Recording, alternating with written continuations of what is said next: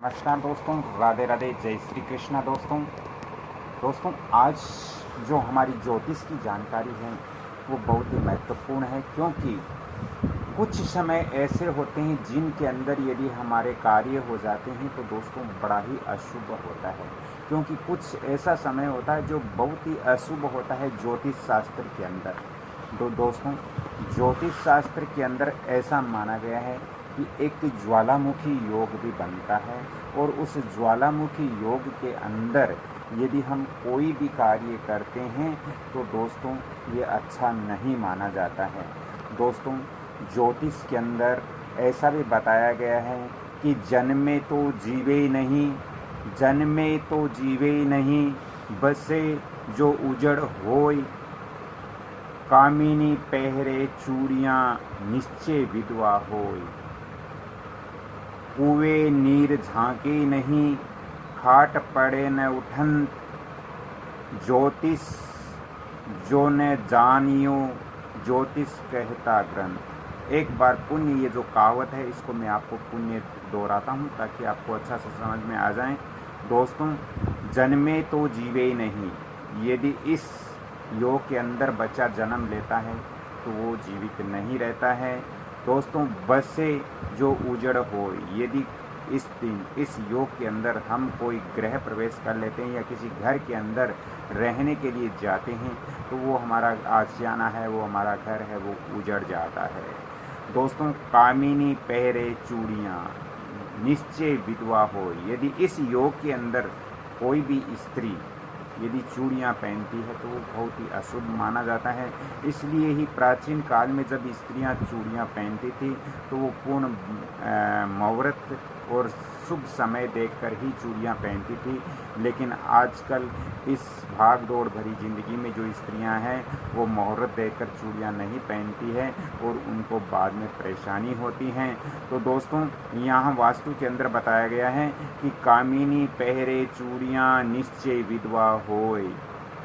आगे ज्योतिष के अंदर बताया गया है कुएं नीर झांके नहीं, यानी इस ज्वालामुखी योग में यदि हम कुआं खुदवाते हैं या नल कूप हेडपंप जो भी जल स्रोत हम खुदवाते हैं तो वो हमारा अच्छा नहीं माना जाता है, वो हमारे लिए परेशानी का कारण बनता है। इसलिए ये ज्वालामुखी जो योग हैं इसको हमें हल्के में नहीं लेना चाहिए। ज्योतिष के अनुसार ये ज्वालामुखी योग बहुत ही खराब योग होता है। दोस्तों आगे खाट पड़े न उठंत, यानी ये ज्वालामुखी योग में कोई व्यक्ति यदि गंभीर बीमार हो जाता है तो दोस्तों फिर उनके स्वास्थ्य की संभावनाएं कुछ कम हो जाती हैं। ज्योतिष जो न जानियो, ज्योतिष जो न जान नहीं, ज्योतिष कहता ग्रंथ, यानी ज्योतिष के अंदर बहुत अच्छे अच्छे रहस्य हैं जो हम जानते नहीं हैं। यदि हम ज्योतिष के रहस्यों को जान लेंगे तो हम बहुत सारी परेशानियों से दूर हो जाएंगे। तो अब मैं आपको बताता हूँ कि ज्वालामुखी योग क्या होता है, ज्वालामुखी योग कब बनता है, और इस ज्वालामुखी योग में जैसे मैंने पहले बता दिया कि ज्वालामुखी योग में क्या क्या होने से क्या क्या दुष्परिणाम हमें भोगने पड़ते हैं। तो ज्वालामुखी योग में कभी भी शुभ कार्य नहीं करें। अब मैं आपको बताता हूँ ज्वालामुखी योग बनता कैसे है। तो चलिए दोस्तों मैप द्वारा मैं आपको बताता हूँ कि ज्वालामुखी योग है वो कैसे प्रारंभ होता है, कैसे बनता है। दोस्तों ज्वालामुखी योग जानने के लिए पहले हमें नक्षत्रों को जानना बहुत ज़रूरी होगा। नक्षत्र वैसे तो हमारे 27 है, लेकिन ज्योतिष के अंदर 28 नक्षत्र माने गए हैं। दोस्तों अश्विनी, मार्गशिरा, अश्लेषा, हस्ता, अनुराधा, उत्तरी आषाढ़, शतभिषा, भरणी, अर्धा, मेघा, चित्रा, ज्येष्ठा, अभिजीत, पूर्व भाद्रपद, कार्तिक, पूर्णवसु, पूर्व फाल्गुनी, स्वाति, मूल, श्रवण, उत्तर भाद्रपद, रोहिणी, पुष्य, उत्तर फाल्गुनी, विशाखा, पूर्ण आषाढ़, पूर्व आषाढ़, धनिष्ठा, रेवती। तो ये नक्षत्र होते हैं, ये नक्षत्र हैं। और नक्षत्र की जानकारी के बाद हमें तिथियों की जानकारी लेनी है, या तिथियों की जानकारी हम पहले भी कर सकते हैं। तो तिथियां हमारे प्रतिपदा, द्वितीय, तृतीय, चतुर्थ यानी चौथ, पंचमी, षष्ठी यानी छठ, सप्तमी, अष्टमी, नवमी, दसवीं, एकादशी, द्वादशी, यहाँ द्वादशी, त्रयोदशी, चतुर्दशी, पूर्णिमा, अमावस्या, ये हमारी होती है तिथियाँ, और ये हमारे होते हैं नक्षत्र। अब ये ज्वालामुखी योग कैसे बनता है? तो दोस्तों, ज्वालामुखी योग यानी बनता कैसे हैं वो मैं आपको यहाँ बताता हूँ। जैसे दोस्तों, पंचमी तिथि हो, तिथि हमारी पंचमी हो दोस्तों, तिथि हमारी पंचमी हो। पंचमी तिथि को यदि भरणी नक्षत्र हो, पंचमी तिथि को यदि भरणी नक्षत्र हो, तो ये संजोग जो मिलता है तो इसमें ज्वालामुखी योग कहलाता है। यानी तिथि पंचमी, नक्षत्र भरणी, नक्षत्र भरणी, ये जिस दिन हो उस दिन ज्वालामुखी योग होता है। ऐसे ही दोस्तों, ऐसे ही अष्टमी को, यानी अष्टमी, ऐसे ही अष्टमी के दिन, अष्टमी के दिन कार्तिक नक्षत्र हो, अष्टमी के दिन कार्तिक नक्षत्र हो, कार्तिका नक्षत्र हो, तो ये भी ज्वालामुखी योग बनाता है। इसके अलावा नवमी तिथि, नवमी हो और रोहिणी नक्षत्र हो, तिथि नवमी हो और रोहिणी नक्षत्र हो, तो दोस्तों ये ज्वालामुखी योग बनाता है। इसी तरह तिथि दसवीं हो, तिथि दसवीं हो और यदि इस दिन श्लेषा नक्षत्र हो,